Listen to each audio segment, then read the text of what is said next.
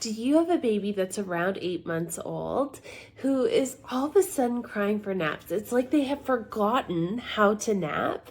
Listen to this.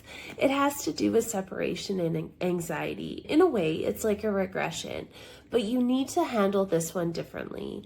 Even if your baby is used to going to sleep independently, you have to take a few steps back to move through it. It's because they're scared when you leave the room that you're never coming back. The quickest way to help them through this is to sit beside them.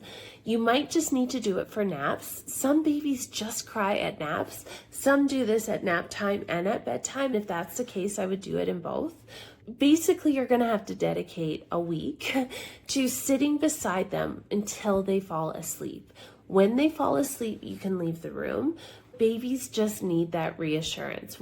Once you've done it for a few days, move slightly back away from the crib, then move to the door. It'll probably take you 7 days and they will move through it.